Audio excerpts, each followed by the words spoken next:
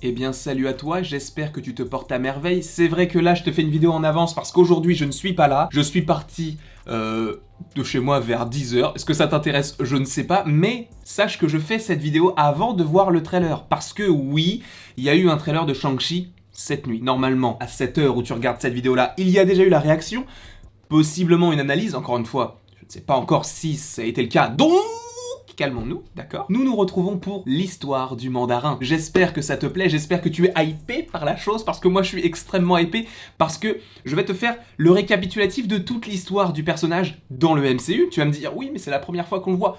Oui et non, vous allez voir ça, je vais vous réexpliquer tout cela. Mais on parlera également du petit mandarin des comics. Alors avant de rentrer un petit peu plus précisément dans l'histoire du mandarin des comics, il faut juste savoir une petite chose, c'est que le mandarin est lié aux 10 anneaux. Sachez qu'il y a déjà une vidéo qui est sortie en rapport avec ces 10 anneaux McLuhan. Donc si tu veux avoir un petit peu plus de précision sur la chose, je t'invite évidemment à regarder en petit i, uniquement si j'y pense, et ou alors en description, également si j'y pense. Les 10 anneaux dans le Marvel Cinematic Universe, on en a déjà un petit peu parlé, même pas mal parlé, mais c'est tout simplement une organisation que l'on a découvert dans Iron Man 1 en 2008. C'est donc cette organisation qui a entrepris l'enlèvement de Tony Stark, demandé par Obadiah Stane. On pouvait se demander s'il y avait réellement un lien avec le personnage de Raza, qui semble être le chef de ce groupe. En plus de ça, dans le film, t'as plusieurs petits éléments qui peuvent te dire est-ce que le mandarin c'est lui ou pas, puisque dans le film, Raza parle notamment de la conquête de Gengis Khan, ainsi le lien avec l'Asie se fait directement via cette parole. Cependant, le personnage de Raza dans le film a également quelque chose au doigt qui ressemble à un anneau. Encore une fois, tu connais les anneaux McLuhan. T'en ai déjà parlé, il y en a 10, d'où le nom 10 anneaux. On pouvait imaginer plein de théories à l'époque. Encore une fois, à l'époque, je n'imaginais rien du tout puisque j'avais quoi? J'avais 10 ans, même pas. Donc à l'époque, imagine-moi, en 2008, j'aurais dit, mais imaginez les gars, là, on a Raza qui a un anneau, il y en a 10. Imaginez qu'il y ait 10 organisations des 10 anneaux partout dans le monde et que chacun des chefs a un anneau. Mais c'est une théorie que j'aurais pu énoncer, mais ça n'a pas été le cas, ça ne sera jamais le cas.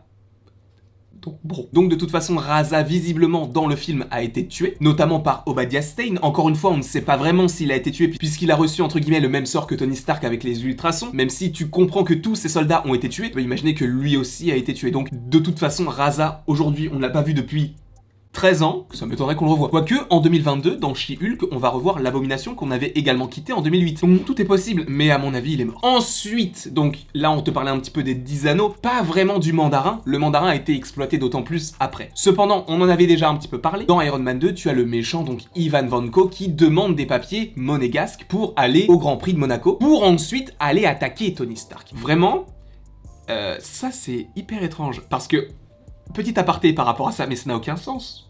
Puisque comment est-ce qu'Ivan Vanko aurait pu prédire que Tony Stark allait prendre sa voiture?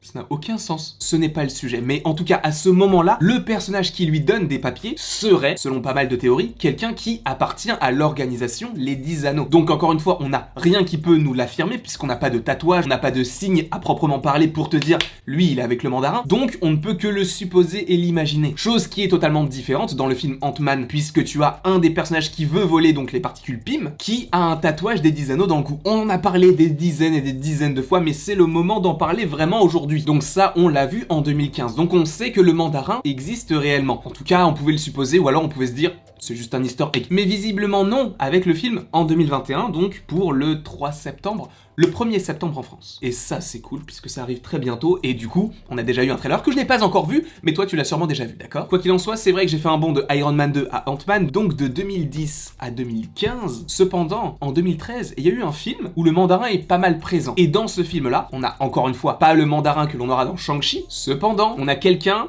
qui s'appelle Aldrich Killian. Déjà, revenons sur son nom et son prénom. C'est quoi son nom et c'est quoi son prénom? Son prénom ressemble plus à un nom de famille et inversement, d'accord? Killian Aldrich, ça fonctionne très bien. Là, le mec s'appelle Aldrich. Qui s'appelle Aldrich? C'est pas le sujet, encore une fois. Mais donc, on a ce personnage-là qui est à la tête de l'AIM. Donc, c'est Advanced ID Mechanics, il me semble. Donc, c'est ce qui va, entre guillemets, permettre la création de... pas de super soldats, mais de soldats indestructibles. Bon, je t'avoue que Iron Man 3, c'est pas mon préféré, hein. Donc je vais peut-être un petit peu cracher dessus. Peut-être pas non plus, on ne tire pas sur un film qui est déjà au sol. Mais quoi qu'il en soit, dans ce film, tu as les 10 anneaux qui sont représentés d'autant plus que dans le premier film. Alors oui, les 10 anneaux, comme je te l'ai dit tout à l'heure, c'est l'organisation qui a kidnappé Tony Stark, mais dans le 3, c'est une sorte de manipulation, une sorte de fabulation de l'AIM, qui est donc dirigée par Aldrich Killian, et qui va se servir de Trevor Slattery, joué par Ben Kingsley, pour interpréter donc ce mandarin. Il va jouer son rôle, il faut savoir que Trevor Slattery, donc pour la petite histoire, c'est, il me semble, une sorte de toxico, et on lui a promis de la drogue, de l'argent, plein d'autres choses sûrement, en échange de jouer ce personnage-là. Donc pour lui, c'est juste un rôle et il ne sait pas qu'il y a des vies en jeu. C'est là où c'est encore plus débile, d'accord? Cependant donc, ce personnage-là est le mandarin, seulement à la fin, tu comprends que c'était Aldrich Killian qui dit « Je suis le mandarin », il te rajoute en plus des petits tatouages de dragon sur son corps, comme si ça rajoutait une certaine légitimité au fait qu'il soit le mandarin. Ça n'a aucun sens, c'est nul, le personnage n'a aucun intérêt, et mélanger l'AIM avec le mandarin, donc les 10 anneaux et Aldrich Killian, c'est...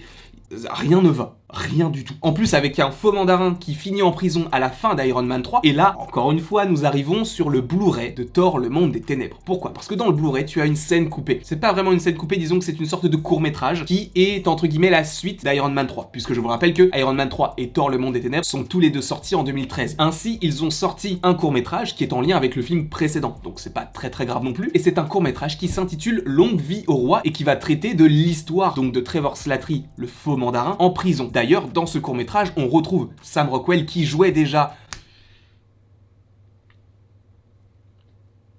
Justin Hammer. Donc on le retrouve d'ailleurs, est-ce qu'on pourrait le retrouver dans Armor Wars? On en a déjà parlé, mais de toute façon, au moment d'Armor Wars, on y viendra. Parce que tu te dis, encore une fois, que tu as l'Abomination qui revient dans She-Hulk, donc maintenant tout le monde peut revenir. Bref, dans ce court-métrage, tu as Justin Hammer, mais tu as Trevor Slattery qui est la nouvelle coqueluche de la prison. Il fait rire tout le monde, il impressionne également, donc tu te dis, ok, il a apprécié, et il y a même des journalistes qui sont là pour lui poser des questions. Et tu comprends que les journalistes ne sont pas des vrais journalistes, et qu'ils sont là uniquement pour rentrer en contact avec Trevor Slattery, qui est donc le faux mandarin, et à la fin, on comprend que ces journalistes travaillaient pour les 10 anneaux et qu'ils ont été envoyés par le mandarin pour récupérer Trevor Slattery parce qu'il veut le rencontrer. Il lui a dit, je crois, il veut te rencontrer, tu lui as pris son nom, en gros t'as un petit peu sali l'image du mandarin. Et à ce moment-là, on pouvait se dire, oui bon, c'est juste un court-métrage, ça va pas aller plus loin que ça.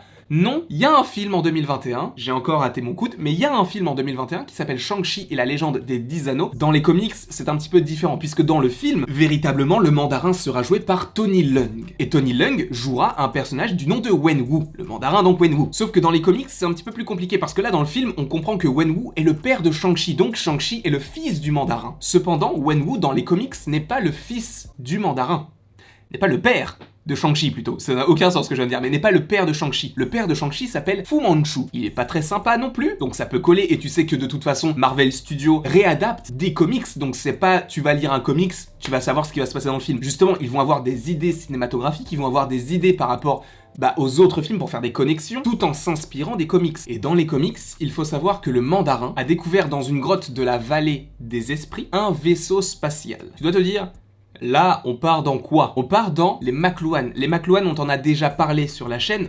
Je suis tout seul, d'accord? Mais je t'en ai déjà parlé sur la chaîne, notamment par rapport à l'histoire des anneaux McLuhan, qui sont des anneaux magiques et des anneaux aliens. Sachant en plus, attention, énorme spoiler, encore une fois je ne sais pas ce qu'il y a dans le deuxième trailer, mais c'est possible que ce que je vais te dire était dans le trailer, donc dans le doute, tu es prévenu, les Funko Pop te précisent qu'il y a le grand protecteur, et le grand protecteur ressemble à un dragon. C'est pas qu'il ressemble, c'est que c'est un dragon. En plus de ça, tu as des Lego, tu as énormément de merchandising qui te poussent à penser qu'il y aura véritablement des dragons, et bizarrement, les McLuhan ressemblent à quoi?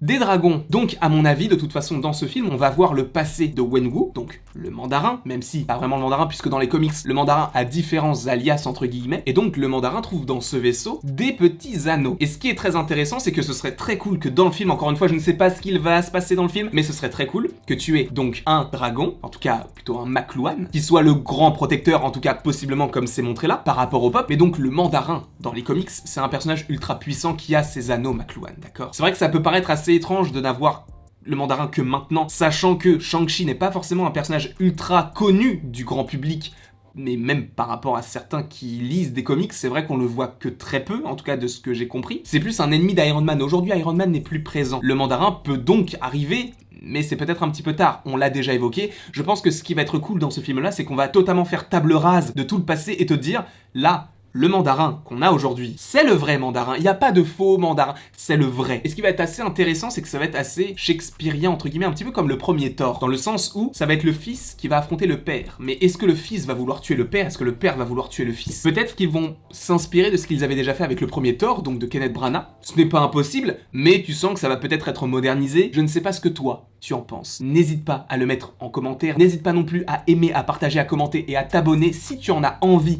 bien évidemment. Et après toute cette longue vidéo, il ne me reste plus qu'à te dire à la prochaine pour la prochaine.